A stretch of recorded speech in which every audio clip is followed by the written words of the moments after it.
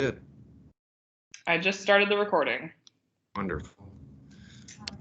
All All right. right. Good morning, everyone. My name is Olivia Mullen. I am a third-year law student at the University of Akron School of Law, and I'm a clinical student in the C Clinic like my colleagues on this call today. And we're going to talk about keeping your workers as independent contractors, a startup's dilemma.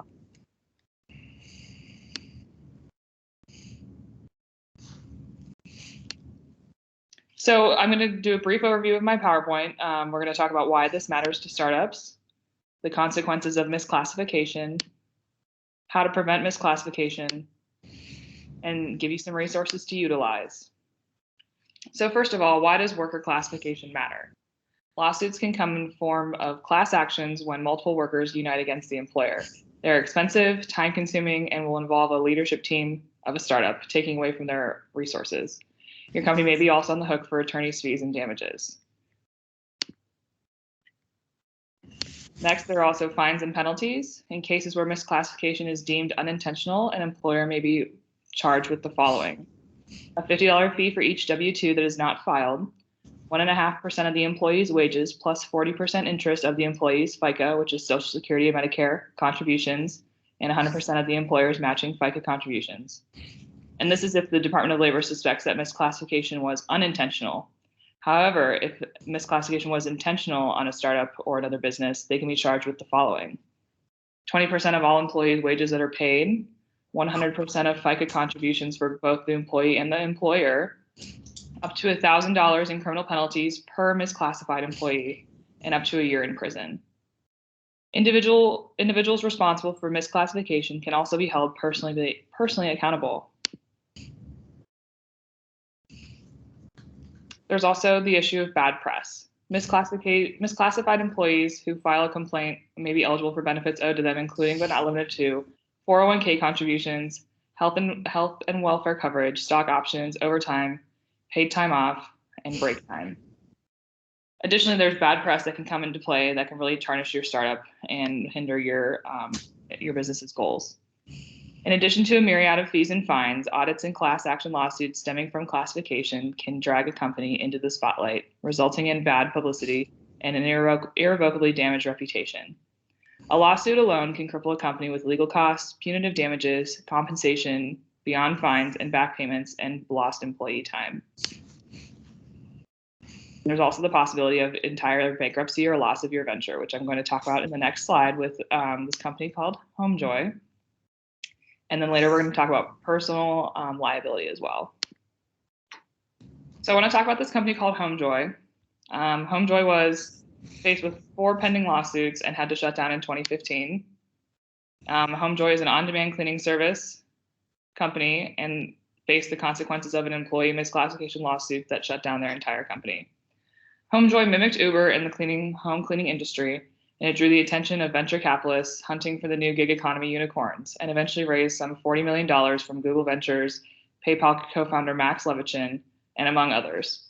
Less than 2 years after its foundation, it hit a wall. After a period of torrid growth, the founders suddenly announced they had run out of money and had to shut the doors for good. Other gig economy apps like Uber, TaskRabbit, and other well-known economy companies treated their cleaners as independent contractors and not employees, despite how many hours they worked. Some litigators did not agree with this assessment, arguing that Homejoy and its employees were depriving workers of reimbursements and overtime wages. At the time the company was shut down, it was facing 4 employment suits challenging its worker status, and the judge had just handed the class action status, to a raft of suits brought against Uber by its drivers. At the time, the CEO of Homejoy stated that the lawsuits were the deciding factor in Homejoy's failure to raise additional capital and ultimately face their demise. In late 2020, there were a bunch of Uber and Lyft lawsuits as well, where Uber and Lyft were classifying their drivers as independent contractors and not employees. This happened with a bunch of other rideshare companies as well. Both Uber and Lyft faced lawsuits from California's Attorney General to enforce the law after they denied drivers the classification as employees. Several other California agencies joined a lawsuit against the 2 companies, and they were arguing that they were willfully misclassifying drivers to avoid paying higher wages. Rideshare Drivers United and a driver advocacy group claims that Uber and Lyft owe more than $1.3 billion in payments to drivers in California pursuant to this new California law.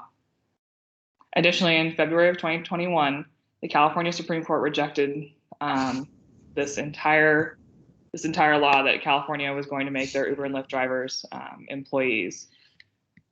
Now designate them as independent contractors. So it just goes to show that the legislature can get involved and it can be really, really messy.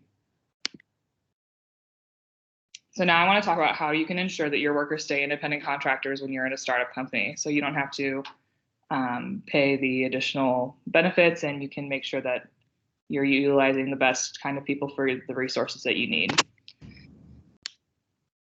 So labeling your worker as an independent contractor does not make them an independent contractor. Paying a worker on a commission basis does not automatically make them an independent contractor either.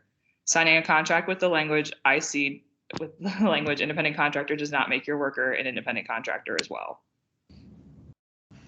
The IRS and other court decisions have held that the classification of independent contractors lies within the employer control and worker discretion. You want to ensure that your employers and managers lack supervisory control of their independent contractors to keep them in their independent contractor status. Additionally, there are 3 categories of IRS guidance on control and independence of workers.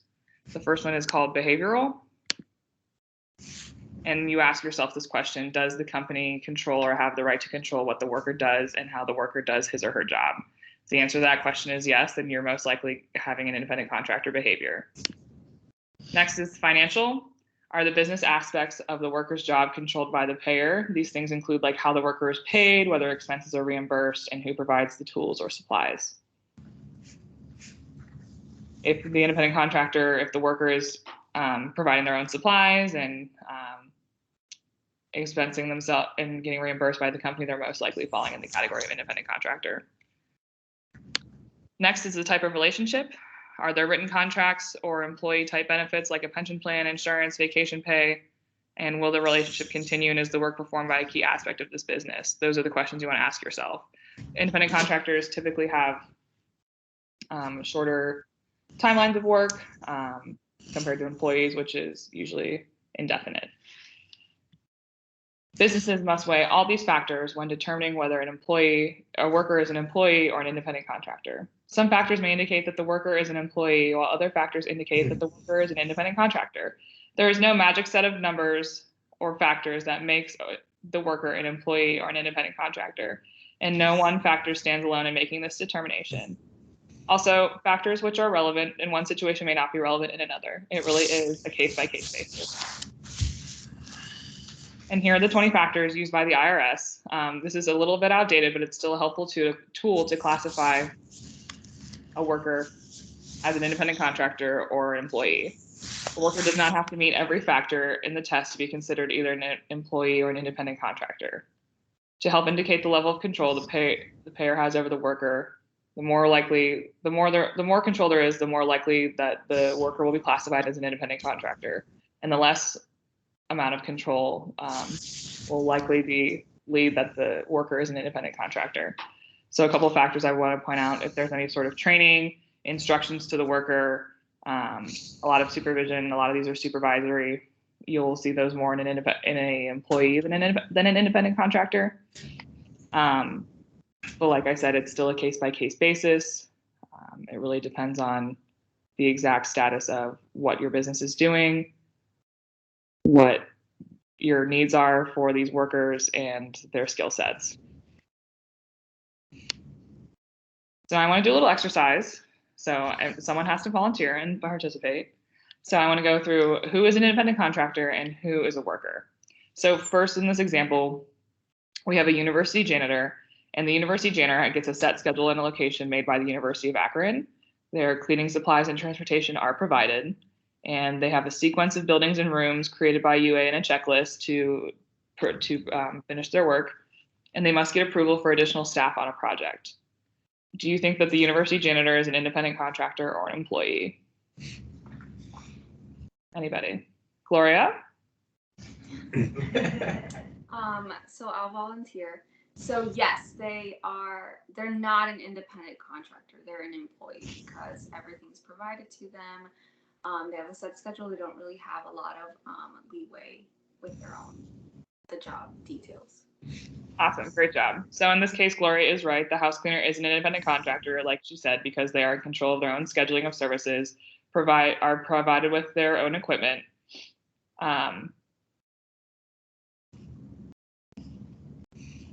They aren't.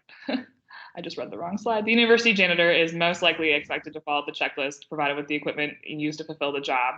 So when the cleaners need to be refilled, UA bears that expense. UA also retains control of the janitor by assigning him to a set building or location. So Gloria, you are right. The janitor is and definitely an employee of the university. So next we have a house cleaner. So I already let the cat out of the bag a little bit, but let's just pretend I didn't do that. So the house cleaner negotiates with individual clients on service dates and times. They provide most cleaning equipment needed to complete the job. They have discretion to begin in any room, and they have the ability to hire an assistant without approval.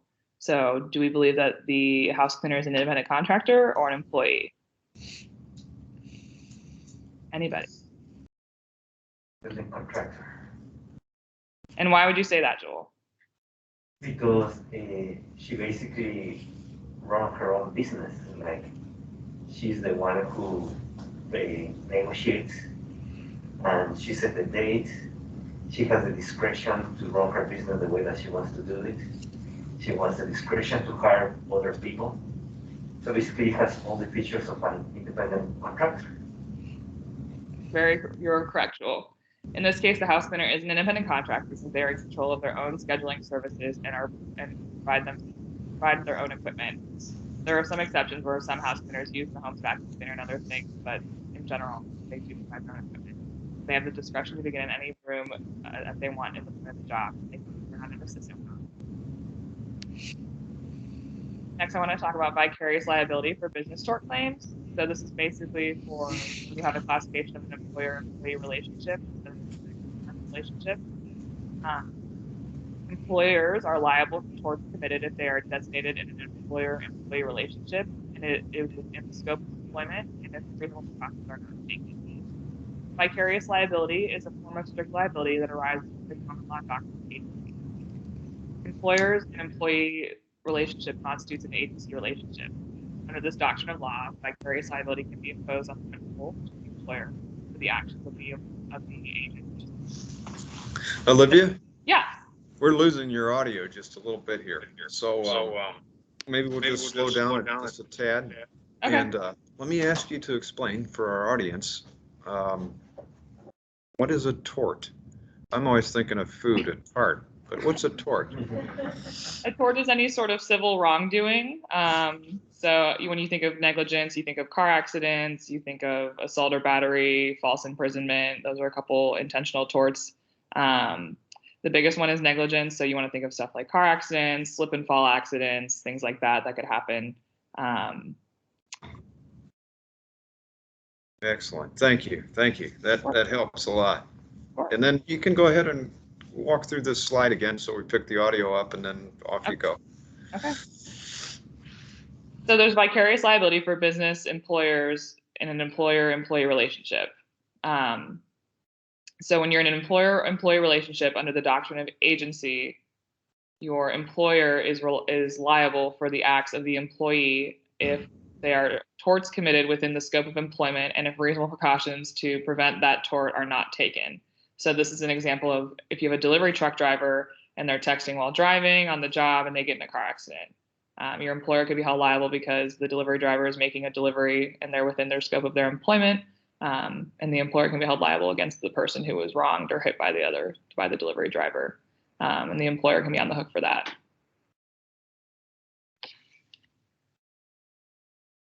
Do you have any other questions for Esther Mosley? No, that's great. Keep Okay. going. So basically the bottom line is you cannot afford to misclassify. There is no single factor that determines misclassification. The main distinction is related to control and discretion. Independent contractor usage and awareness of rights are increasing. And the employee right to control, the employee means that the employer has the right to control the manner and means in which the work is performed. And independent contractors have the right to control the final product. Does anyone have any questions?